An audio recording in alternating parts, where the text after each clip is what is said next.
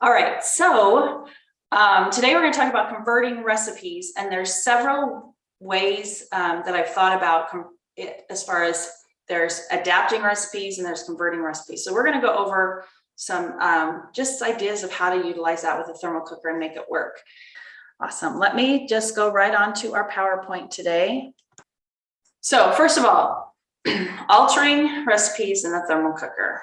That's what we're going to talk about today. Like the last couple times I've done class, what we're going to do is go over the content first for the class and then do some basics after. We'll definitely be covering some of the basics in the whole presentation, in the bulk of the presentation as far as the altering and converting recipes, but I will go through the basics for those of you that are new, because we have a lot of new people registered again. And another thing I decided to do is share a little bit about what's going on with Cindy, because Cindy, I'm not going to have another class till at least July, and there's a chance I might be going to Martha's Vineyard in July, so I might either do it at the very end of July or I might have to wait till August. Here's my contact information. I'll have it again at the end, and where to find me online with thermalcooking.net. And you can subscribe to my newsletter, which I wanted to get out already this week, and it's not done, so I don't know. Let's Make Sense of Thermal Cooking on YouTube is both and Facebook and YouTube. That's how you find me there. And the Thermal Cooking Show is Pinterest and Etsy. Okay, this is what I'll be doing. On the 25th of this month, my son gets married.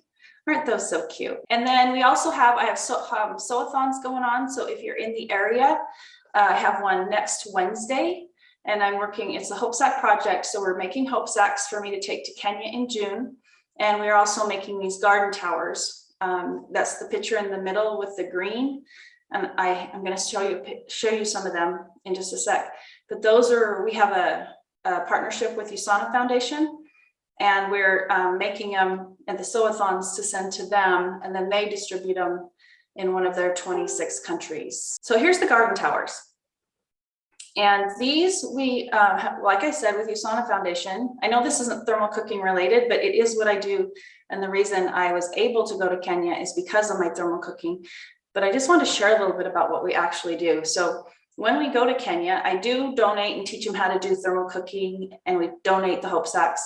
But our big project are garden towers, because we have a partnership with USANA Foundation, and they will fund this project. So each family gets 2 garden towers.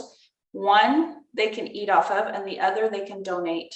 No, they don't donate. They sell the produce to make money. And I wanted to show you some. I have some, because I finally put them on my website, because we have people interested in them here. So I'm going to just show you what I've got. And like I said, I put them on my website because I don't know, I'm going to do it for a long time because people ask me about it, and they're finally there. So the big one's pretty big, right? This is how big it is and long it is. So it's probably 4 feet or so by 3.5 feet, something like that. And you just fill it with dirt. You can see the holes. You can put plants in it, and on top of it, it takes about 30 liters of water a week to keep it going, which is one of the reasons why we use it there. This is a medium one. It's not as big, right? Smells. So the ones we make here, these all came from Kenya. But actually, yeah, they all came from Kenya. And this is a little one. So what I love about this one is it's just the right size for like potatoes and strawberries. So you do strawberries all around it, keep it watered, and the strawberries will just grow all over it.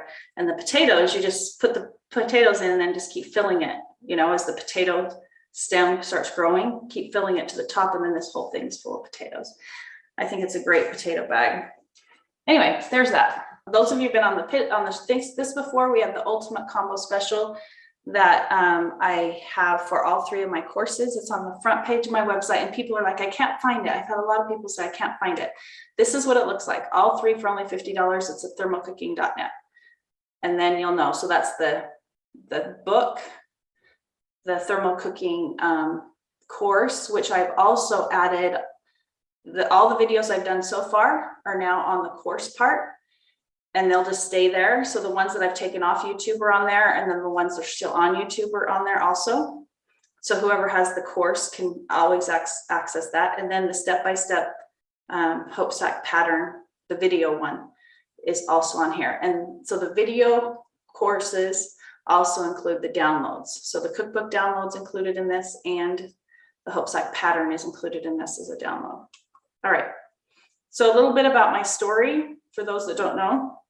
In 2012, I found out about a thermal cooker. And so I was going to make a little pamphlet so I could teach my classes and have information on it. And it ended up being a book. So now we have the Let's Make Sense of Thermal Cooking cookbook, and it's been out since 2015. And since my last class, well, this whole quarter, since the first of the year, I guess we're into May. So the last 4 months, I sold a lot of them between Amazon and me. And so I don't know, maybe I'm down to 400 or something, and then I have to reorder, and I don't know how soon I'm going to get that done. So if you know anybody that needs a book, a physical book, they probably want to get it sooner than later, because once they're gone, I don't know how soon I'll get them back. Okay, basic thermal cooking for those of you who are new. You're going to boil your food, you're going to insulate it, and you're going to wait. It's like a slow cooker without a cord. You do have to have a heat source to bring your food to a boil. And then you have to have an insulator to insulate it. That'll stop the heat, that'll trap the heat inside of the pot and continue to cook the food. That just gives you a little overview before we get into the meat of the class, because the class is a little bit more of an advanced class, because we're going to talk about how to actually think about the process of your recipes in the thermal cooker. Okay. So we're going to talk about converting and altering recipes. First of all, don't overthink it. I did. When I first wrote my book, in my book, it has this little formula for how to change your recipe size to fit into a thermal cooker. And that's pretty much how, the only thing I thought about was the size of your recipe and altering it and explaining that. I have changed it. As you go through the book, you also learn other methods of changing your recipes. But when I'm explaining that I had all these numbers and formulas, I don't do that at all. In fact, in my online book, I changed that whole section in the online book, the one in the one that I just showed you, right? Not the download. I didn't change the download. It's just the one with all the new information on it, the one that I can change the information on, I should say. So what do you want to make? This is where I would love for you in the chat to put some of the recipes or the kind of food that you've wanted to make and figure out how to make it, okay? And you want to know how to do it. There's a few of them that I'm going to talk about that I saw that I changed them, and we'll explain that as I go. So if you'll put in the chat, if you've thought of any, put that in the chat. What do you want to make? And what do you think you would have a hard time doing? And we can challenge Cindy's ability to try and explain how to make what you want to make probably after we get done with this. And I'll put some of the information in too as we go, but then you can see if you can stump me. I don't know. Probably you can. It might not be very hard. I don't know. All right. Curry with chicken and rice. Totally can do that. Nice. Okay. Let's see what else we got. Roast beef. Pot roast. I can do a pot roast. Okay. Let's see what we'll cover both of those. Okay. Is the struggle, as you're thinking about what it is, and you can put these in the things too, keep adding your recipes and things you think about, dishes you'd like to make, and let me know if you want to go less people, or if you're trying to prepare for more people, or if the struggle is the technique or the volume of your recipe. That's what I want to know. If you think it's going to be harder to figure out the right technique for it, or if it's the amount of the recipe you're trying to change, if you need it for less people or if you need it for more people. All right. First of all, what we're going to do is we're going to talk about technique. Let's see what you guys have to say. Okay. Chicken noodle soup. Okay. Awesome. 7 people, family of 7 or so. Okay. The bigger families, the thermal cooker is totally made for you. So we're going to go over that. So let's talk about technique. I'm not going to go through the whole thing technique. I want to just talk a little bit about technique here. Okay. Okay. We have a traditional method of thermal cooking, which is what I just explained. You're going to put your food on in a pot, bring it to a boil, and then you're going to put it in the thermal cooker and let that heat stay in there. You're going to trap the heat, and then you're going to let it sit. Or the other technique, and more advanced technique, is some kind of a container, whether it's a glass container, whether it's a mason jar, whether it's an oven bag that you're trying to use. All of those would be like a different technique or a different method. Okay, so let's talk about the traditional method first. Like I said, you're going to bring your food to a boil, you're going to insulate, and you're going to wait. So that comes down to the volume of the recipe, if you're making it for more or less people, right? So let's talk about pots. The size of the pot versus the recipe. Here's a whole bunch of them, okay? And what I'm going to do is I'm going to go off the screen share because I have some pots over here. Okay, Lori wants to know about technique. Mary has 4 people who are not sure how many minutes to boil roast beef depends on the meat's thickness. Yes, we can talk about that, and that's what it depends on. I love that we have more chat today. That's awesome, because it makes me feel like I'm like talking to people, right? Because I know I can see little names up along the top, right? But I've discovered that when I'm in front of a crowd, I just really, I know there's 3 different levels of teaching, and how I when I watch my recordings, how I think they turn out, right? If I'm like my course, it's brutal for me to watch, because all I'm doing is I'm giving you guys information, and I start out like so flat and boring, and I'm like, oh my heavens, how can people watch this? And then till I can really get my mind off of what I'm doing and focus, because there's no people to interact. And here you guys are interacting through chat, or sometimes people might say something. For the most part, I know you're there, so it helps. But if I have a group of people and they're interacting and they're making comments, I mean, my presentations are always so much better that way. But that's not where we're at right now. So let's go and let's check out some pots. This is something to think about. This pot, if it's like, let's say we've got soup, this is a 7-liter pot. And if we filled it with soup or something, it's going to serve 10 to 12 people. So if you're making it for your 7 people, right, Mary, you're going to have plenty for your family. If you have teenage boys, I just make a whole pot. If you have a little bit of extra, just save it for the lunch for somebody to take the next day, right? This one serves, 6 to 8 people. This is a 5.5 liter pot. And so 6 to 8 people, this is probably full. It's probably about what you want for your 7 people. Would serve them. If obviously I would, if I have boys, a bunch of boys, I'm going to always do the bigger one with that big a family. And then this one is a 3 liter. So it's smaller, and it's like 3 to 5, depending on what you're making. Okay. All of these, what I want to make sure and talk about, I want to be quiet with my lids. I don't want to bang things around, because it's hard for you guys to hear probably me anyway. And then when you're pounding these lids, it just makes a lot of noise. So this is a 2.5 liter inner pot. Okay. So if I was going to make a meal, let's say the rice and curry dish, right? I'm going to do the rice is on top, and it's 2.5 cups of rice to 4 cups of water is what I usually do. Bring that to a boil. It needs to at least come to a boil. About a 2.5, 3 minute boil is perfect for that. Bring that to a boil in here, and that's going to serve pretty well I don't know, I think it's 6 people or something. You could either put the sauce in here, because sometimes sauce goes further, and put rice in here and make it a little bigger pot if your family eats more rice and less sauce. You're going to have a little bit of extra space in the bottom one, because it's almost twice as big, right? Well, it's half as much, but it does make a little bit more than half, right? So if you take 2.5 off of 5, or off of 7, it makes 4.5. So you have an extra 2 liters in the bottom of this that you can utilize. Does that make sense? Where this is only 2.5 liters, this is 4.5 liters after you put this inside. Okay. So the beauty of that, though, when trying to convert it, so if you're making a recipe, and some of my recipes in my book will have, I'll make the recipe and I'll tell you how much to do, and it only fills it to here. It's usually about the 4.5 liters. okay? Because then I tell you to put something in the top pot, or I tell you what to put in the top pot, okay? That recipe, this bottom recipe here, will convert exactly into this size.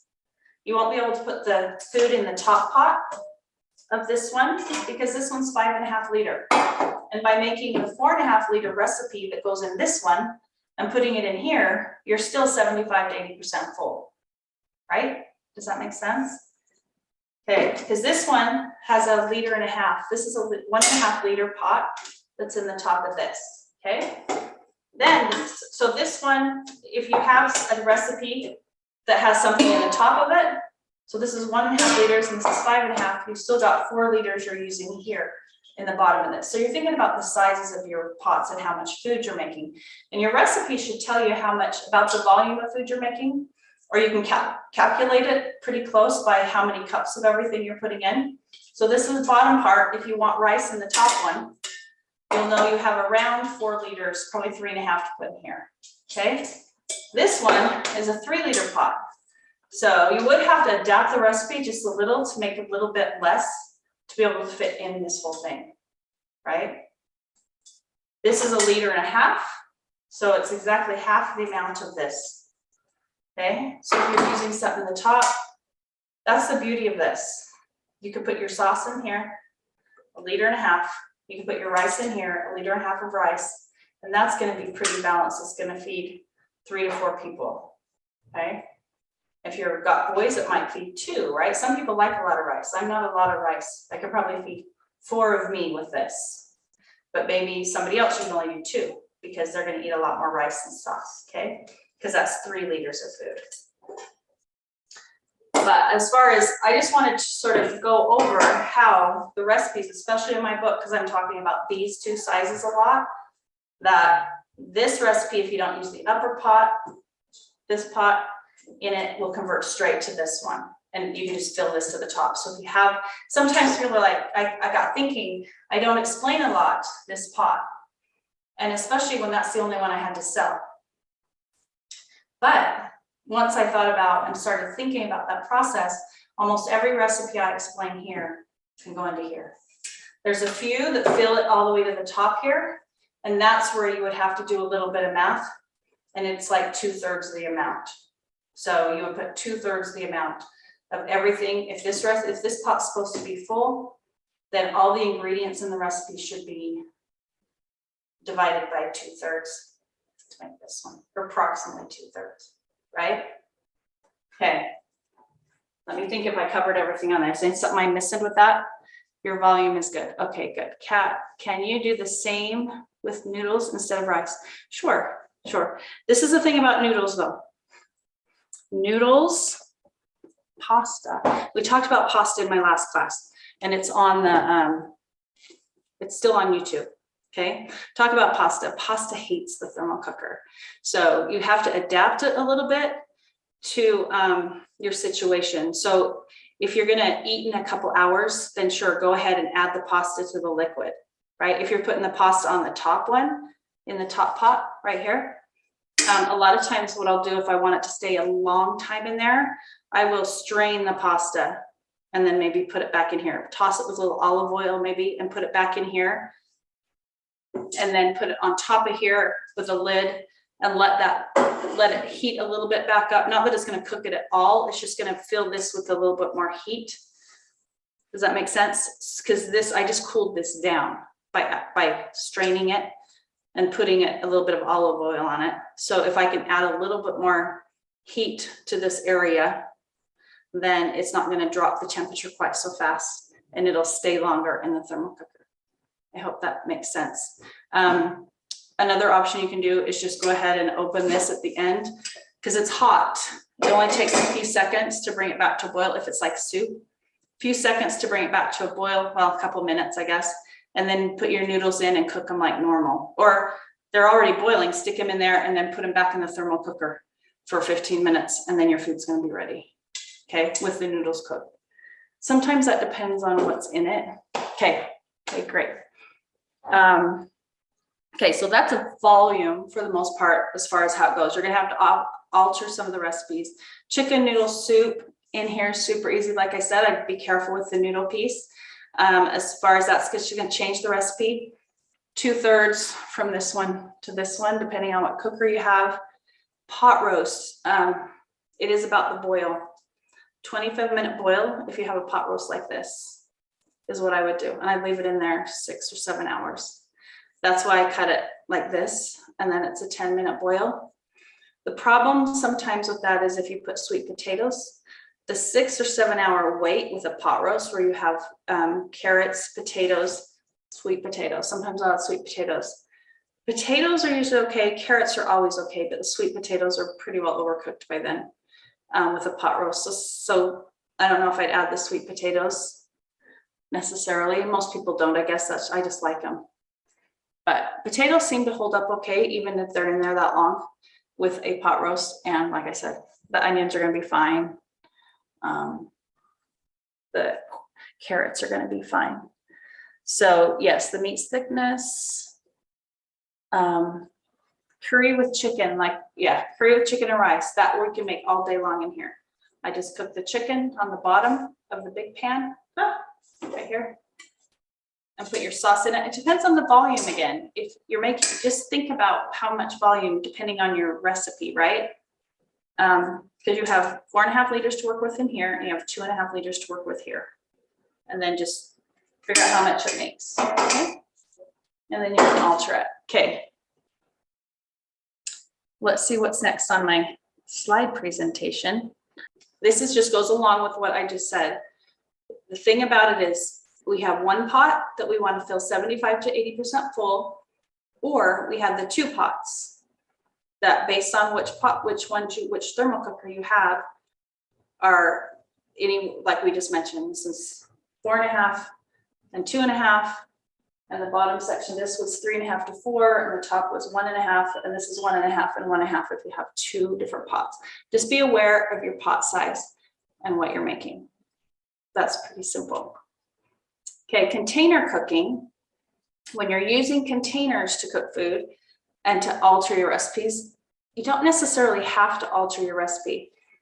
These are some of the ways I alter recipes with container cooking. It's more about putting them dividing up your recipe into different containers to have the right amount of food, right?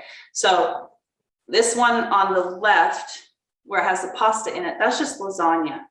So what I did is I made a little lasagna using leftover noodles.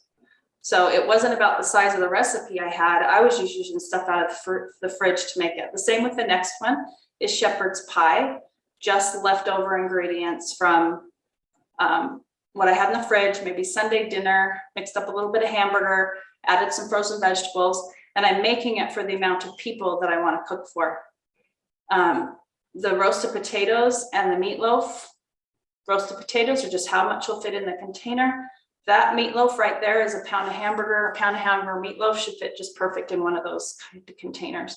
When it comes to container cooking, it's about the size. Another thing I want to mention was oven bags. I love the idea of oven bags. Ooh, I wonder where I have an oven bag. I don't know if I have one close, but the beauty with altering for the amount of people with an oven bag is that, let's say I'm going to potatoes. So I'm going to put my potatoes on the bottom. I'm going to put the potatoes, the amount of potatoes for the amount of people that I'm going to serve. So if I have my 7 people in my family, 7 potatoes can go in here. If you're going to eat more, you can do 9, maybe if they're not too big, right? You can put the amount you need in there. And then in the oven bag, you're going to put the meat. You can get about that thick, right? With meat and your sauce in it, and mix it all around in the oven bag and lay it on top. The key is you have to have enough room for this, for your vegetable. But let's say that you want to serve more than that and you want to make a bigger dinner for maybe 12 people. So put the potatoes that you want in the bottom of here, right? And then you're going to put you could make it thicker for your oven bag meat, mix it all up and lay it on top, and make sure the water is going to cover that. And then you need about, I don't know, maybe a 12-minute boil on that. 10-minute boil is about like that, right? Like we talked about. So if you've got a little thicker, I'd probably boil a little bit longer. Make sure that it started to cook through that denseness, because you need that heat going through and getting heat into the middle. But then you have that, you know, the larger one, you're not going to get a vegetable in here though. You're going to have to put the vegetables somewhere else. But you can do whatever you want. That's why I explained it that way, because you totally can do whatever you want with this. I love the oven bag one because I can do different potatoes.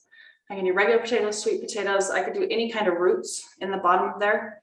I could do carrots under there. I could do, I don't know, parsnips. I don't even know. And then whatever meat, pork, beef, chicken, whatever sauces, barbecue, lemon, pepper, teriyaki, whatever kind of sauce you can buy, you can add to it. And then whatever vegetable on top. They can be fresh, they can be frozen. It doesn't matter, that you're just putting that in the top one. The vegetable just usually needs a couple minutes to boil or brought to a boil. Has to have liquid in it. And then the meat is usually what you're waiting on. Potatoes usually only need a couple minutes to boil, depending on the size of the potato. But you're cooking the meat longer, so you don't need to worry about the potatoes. What I would do when you're ready to take out, before you serve it, you're going to strain out those potatoes, take out your meat. So you take the vegetables off, take out your meat, strain the potatoes, put the potatoes and vegetables back in, close the lid, and then use some kind of an instant thickener in your meat, and it'll create a gravy for you. So I had a message, Cindy McMullen Miller Facebook page. If you go down a couple things, there's a video that Patricia did, and she's a lady in Kenya. And what she did is she explained how they use a thermal cooker, because she had a guest coming over and she wanted to explain how to use it. So what they did though is they used leftover food, which I thought was interesting, that they had stuck in the fridge or whatever. She heated up the food, right, and put it in little containers. They were like my glass containers, but they were plastic, okay, the little square ones. And then she just put them down inside the hoop sack. So they were nice and hot, but they weren't boiling. They were nice and hot. She put them down inside the hoop sack. And then when the people came over, she was able to take them out and just serve them. It was leftover rice. And then it was their like stew stuff that they always make. It had some kind of a sauce and meat in it and potatoes. And then they put that over the rice. And, but it was a really good idea. They fed it. It was like 4 hours later and it was still hot because it was insulated, right? It wouldn't last 8 hours. But that's what hopefully everybody's gathering from these classes, is you don't have to have the maximum efficiency. I just teach maximum efficiency so then you can take that knowledge and adapt it to what you want. But that's what they did. They knew the people were going to be coming in 3 to 4 hours. So they just heated it up, put it in the little containers. And here, use your microwave, because you know how we put leftovers in Snapware, plastic containers, stick it in the microwave, heat it up. And then they stuck it down in the hoop sack and it kept it hot. And then she just showed serving it out on the plate and putting the sauce on it, and then they were eating it. So anyway, it was really, I thought that was a great idea. Something I hadn't thought about. I love it when people come up with ideas that I haven't thought about, and then I get to share with you guys. But I'm excited I get to see them in next month. What's today, the 5th? I leave on the 8th. So that'll be awesome.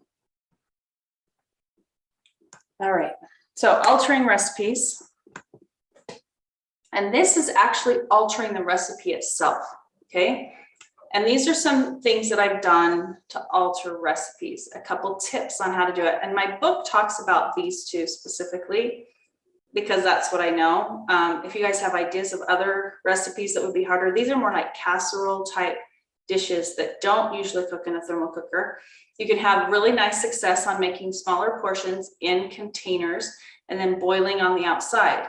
And remember, the like 25-minute boil, if it's going to be, you know, sort of thick, and you've got a couple glass containers,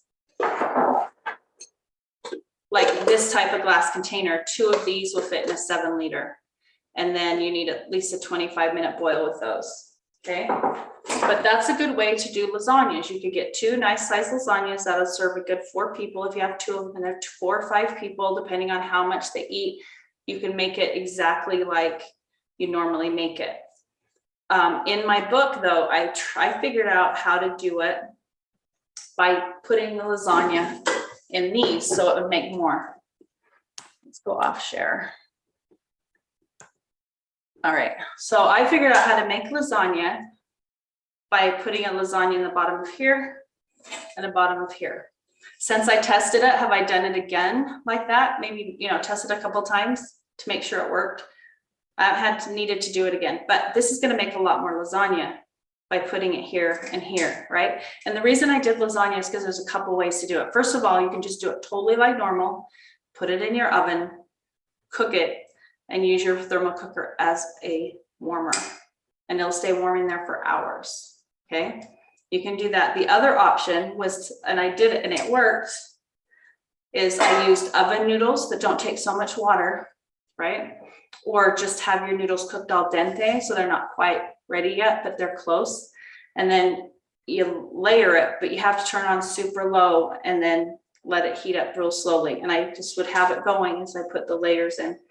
And then I did the same thing with the two of them. So there were two, right? If I only did it with one, it was about this thick and I'd have to eat it in a couple hours. But I just heated up really, really slow so it didn't scorch. Made sure the liquid's in the bottom and just kept that top on. Okay, that's not going to save a whole lot of fuel, right? Because it takes quite a while to let it heat up enough to be able to put it in the thermal cooker. It's also not going to last 8 hours, but we did it. Oh, okay. The little glass containers look like this. They're Snapware. Are these the ones you're talking about, Linda? 2 of these stacked on each other will, those will make smaller lasagnas, and you just make them totally like normal. Cook your lasagna, layer them up, and you're just making small lasagnas. You can also do them in mason jars, and then each person would get their own mason jar lasagna and take it out. 4 of these will fit in a thermal cooker. They actually make the same amount. This is a 4 cup, this is a 2 cup. So 4 of these or 2 of these make exactly the same amount. Okay, awesome. All right, the other one I want to show you or talk about is chicken enchiladas. Okay, the thing about lasagna that I changed is I changed the the noodles. I can make it to the oven noodles, which don't require so much liquid. Okay, and you can cook them without even boiling them first. The other one is my chicken enchilada recipe, and Alicia always asks me to make this for her, and I just don't usually do it. But when you make chicken enchiladas, it's like the one with cream and mushroom soup and cheese and sour cream, and then chicken and salsa, and maybe some chilies in there, and you wrap them in either corn or flour tortillas and lay them all out, right? On your tray, your dish, my dripper pan or my cake pan, and then put it in the oven and cook it. I've definitely made those in here, okay? I've made those in these before, and they work great. Too high, they're delicious. But the recipe she loves is the one that I traded out the tortilla for tortilla chips. So I did like I did when I tested that lasagna recipe. I put the sauce in at the bottom, has to be low temperature. And then I put a bunch of chips in there and some cheese on top. And then I probably layered it again and then put the lid on and just let it sort of heat up really slow inside there till my cheese was sort of melted on top. And then I put it in the thermal cooker and just left it. And it's really, she loves it. It's like, in fact, today she's like, you make anything, every time I have in a class, she's like, are you gonna make something? And she always wants me to make that. Will you make the chicken enchiladas?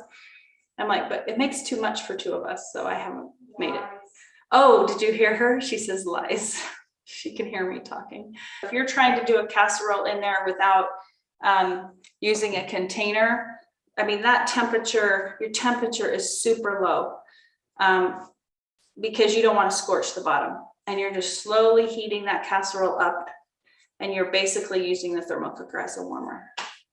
Here's some chicken enchiladas. This is usually how I make them. It looks a lot like this. I have a lot more sauce on mine, but that's a picture I could find. Any more questions on the actual converting part? Because now it's just the regular thermal cooking basics. So I'll show you.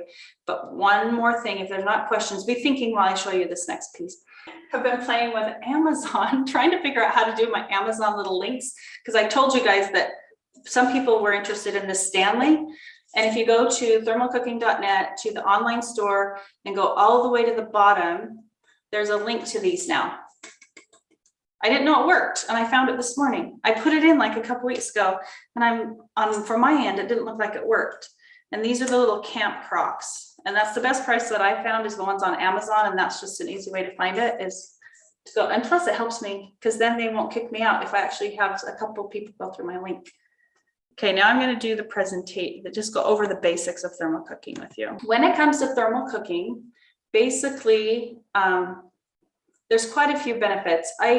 On my YouTube channel, it's interesting some of the comments I get, and I had somebody just determine that thermal cooking didn't work. The benefits of thermal cooking weren't any.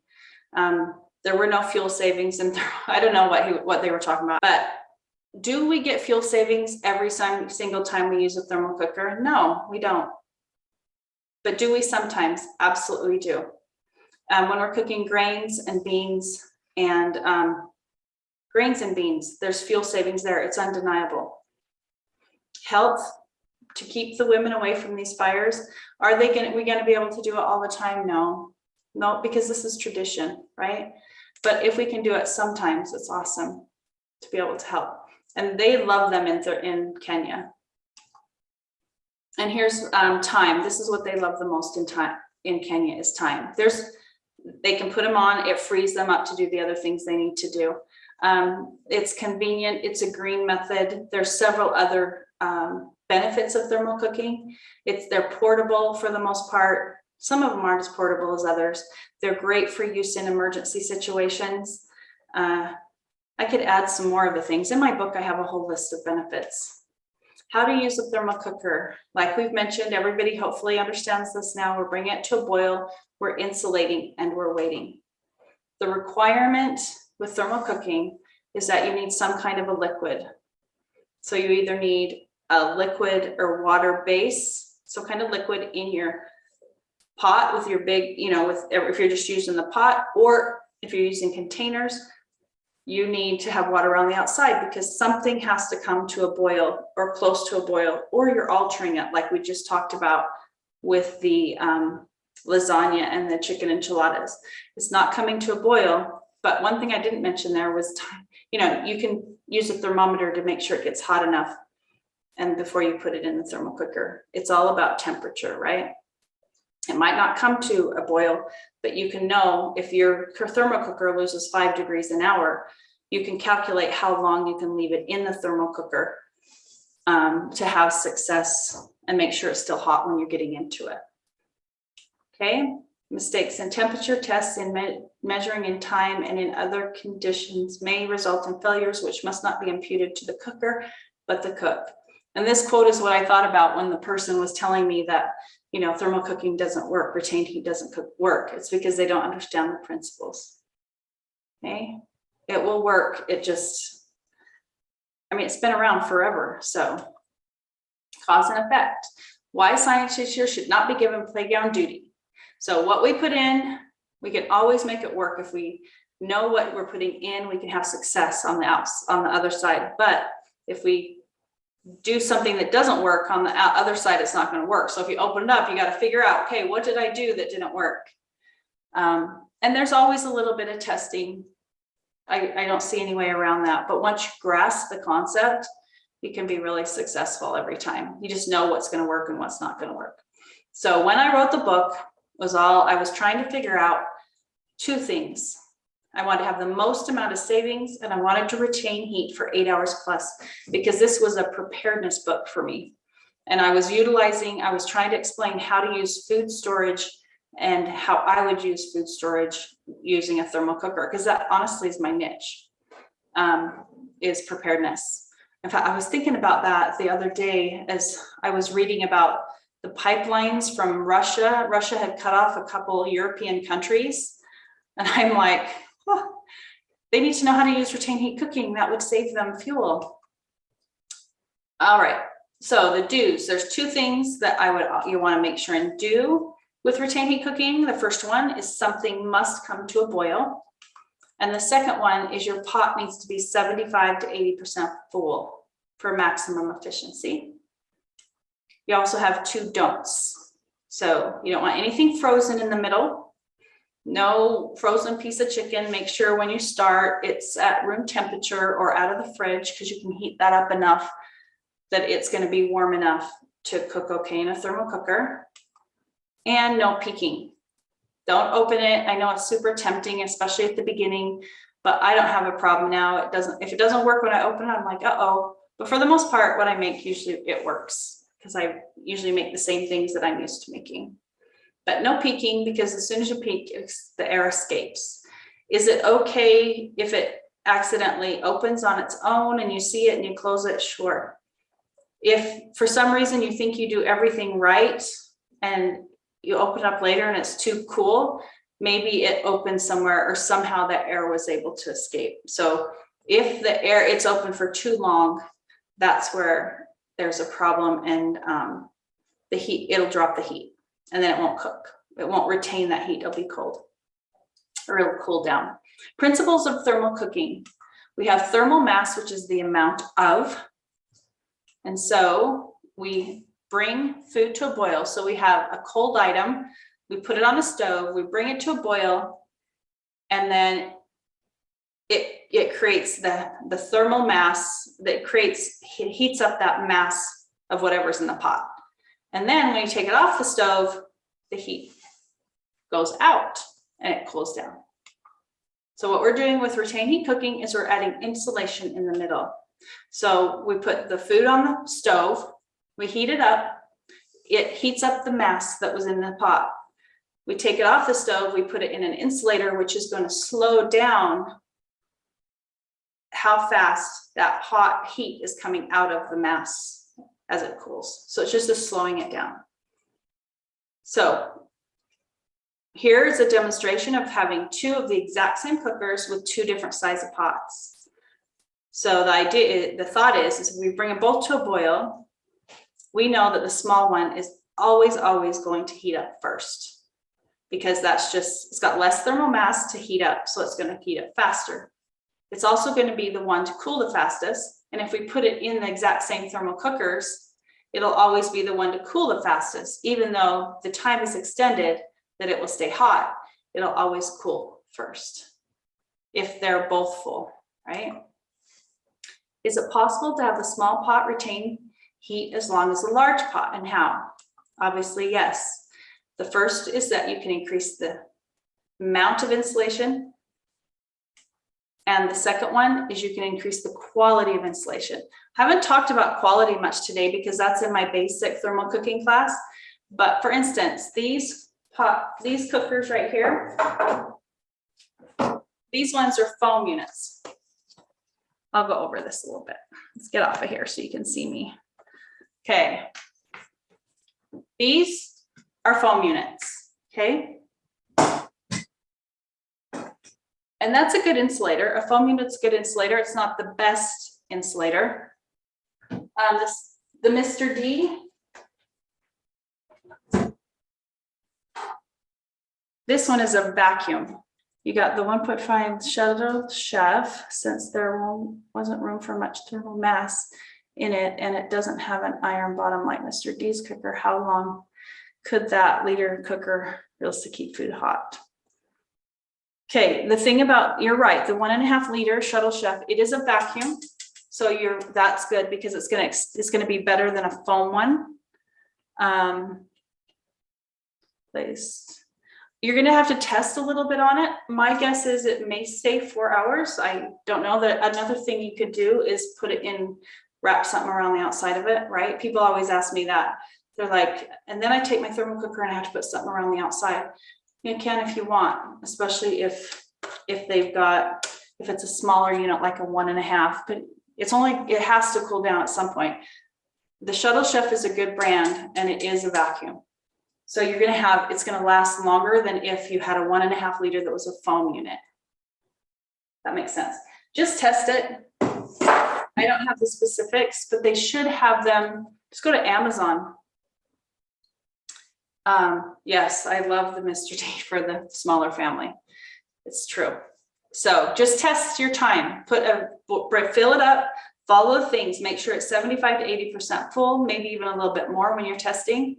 and then bring it to a full boil, and then take it, 4 hours later, test see how hot it is.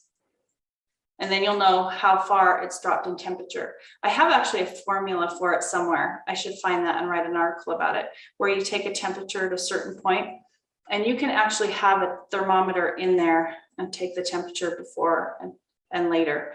Definitely in like a hope sack, I can do that. I'd have to see what kind you could put a thermometer that could go in the actual stainless steel one. I haven't looked that much into it. But there is you take the temperature at like 90 minutes and at 5 hours or something. I don't know. But obviously you can't open the cooker between, because that will wreck it. It'd have to be a thermometer that's in there with a reader on the outside. Okay. All right. Did I get everything on there? Oh, the hope sack you can see behind me has shredded foam, and that one is a really good cooker. It, for instance, 8 hours. I tested this one, and with 3 liters of water, I think it was like a 7 hour. It lost 7 degrees an hour, I want to say, something like that. It's on one of my videos. This one loses 6 degrees an hour. These ones do. Same with the smaller one like this, is because it has more insulation. It loses somewhere around 6 degrees an hour. The hope sack loses 2.5 degrees an hour because it's thicker. It's shredded foam, and it's like a 3 inches. It's only got 1 inch of foam plus the stainless steel, which is going to be helpful. But that thick shredded foam works really good. Yes, my son uses a remote thermometer for his smoker. Yes, that's what we need. Put a remote thermometer in there, and and the readings are read on his iPhone. That's what I need.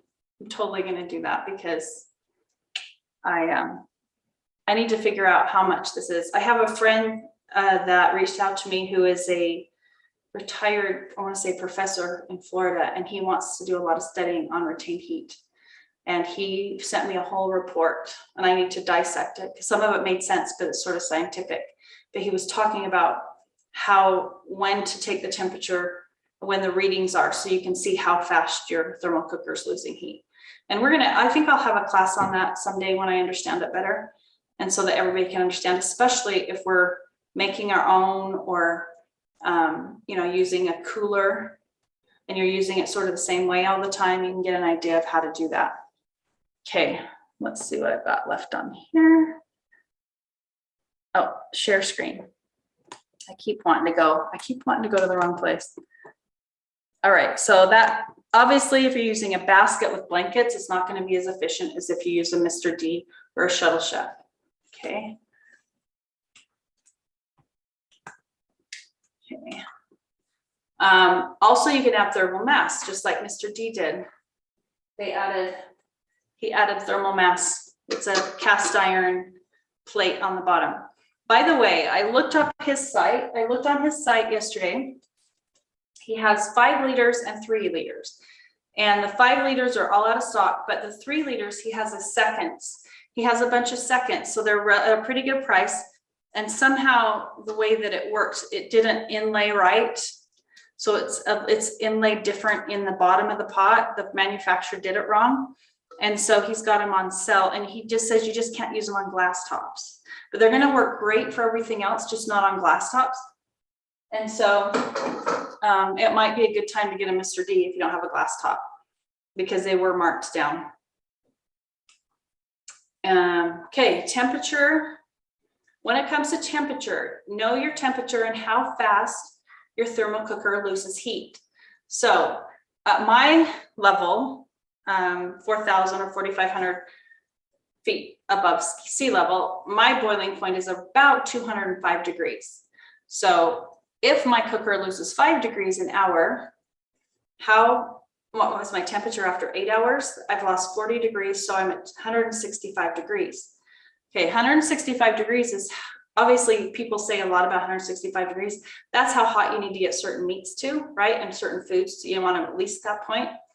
But as far as how low they can go, you can go to about 140 degrees before you need to start worrying about temperature and bacteria growing in your food. It's actually 135 degrees, but when you're heating up food, the danger zone is above 40 degrees and below 100, I like to say 140 degrees, so I can remember the 40.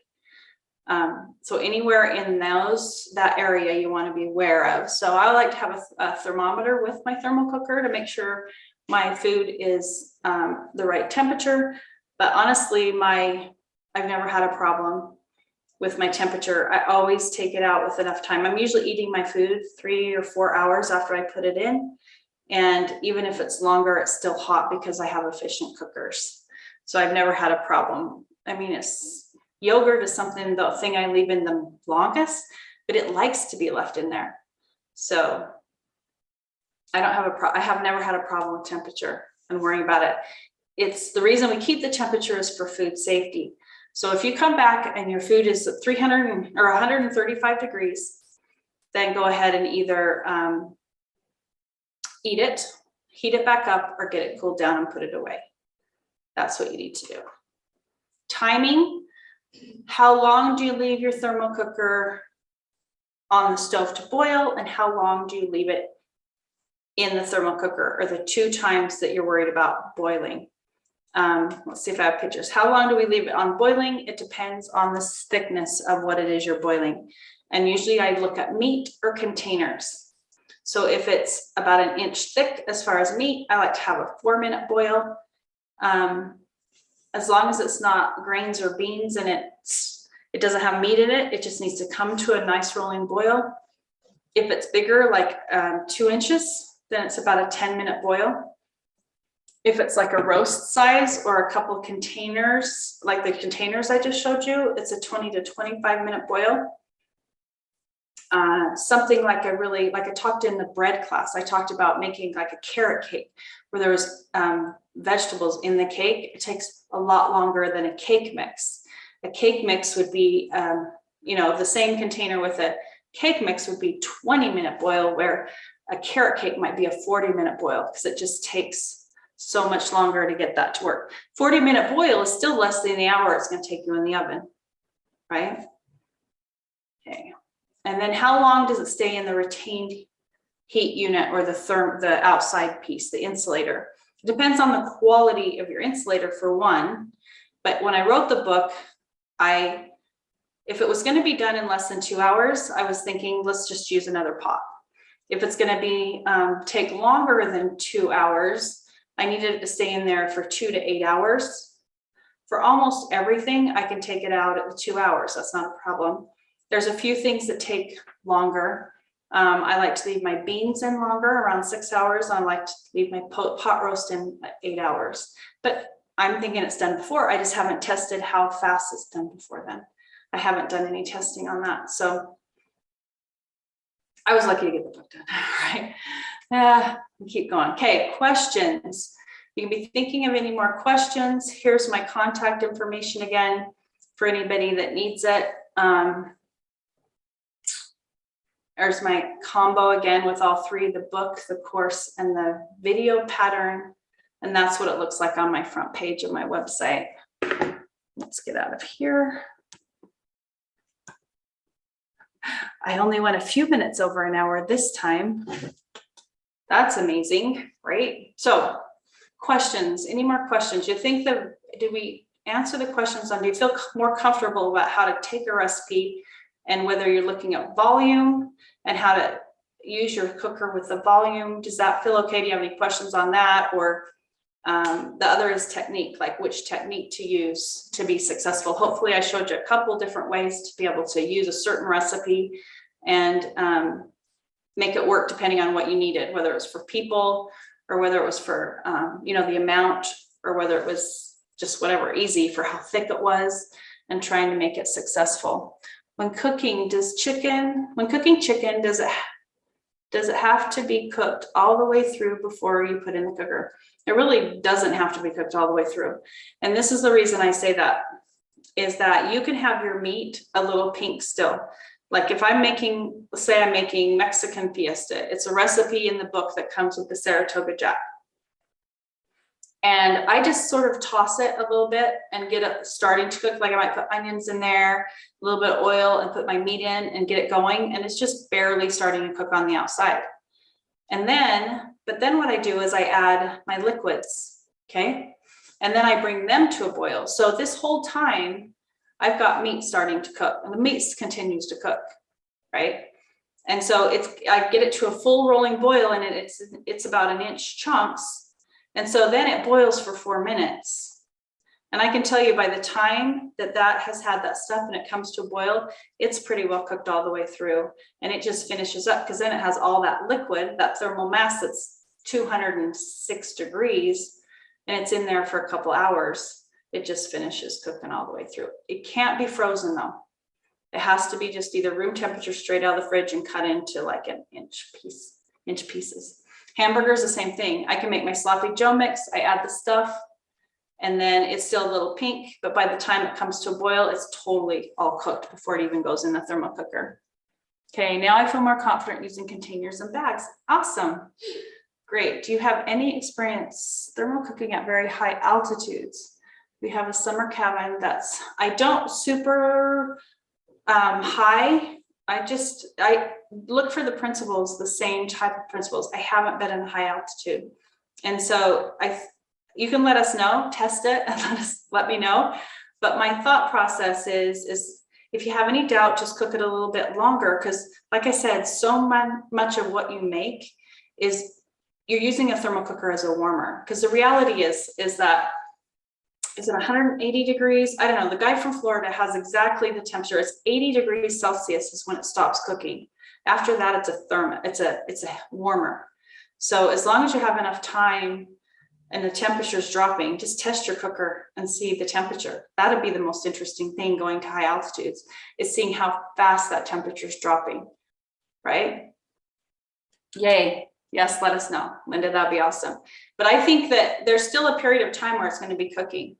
And just start with things that you know are pretty well cooked and you're using it as a warmer, and learn how fast the temperature drops, and then test a few other things that maybe you know are still cooking while they're in there.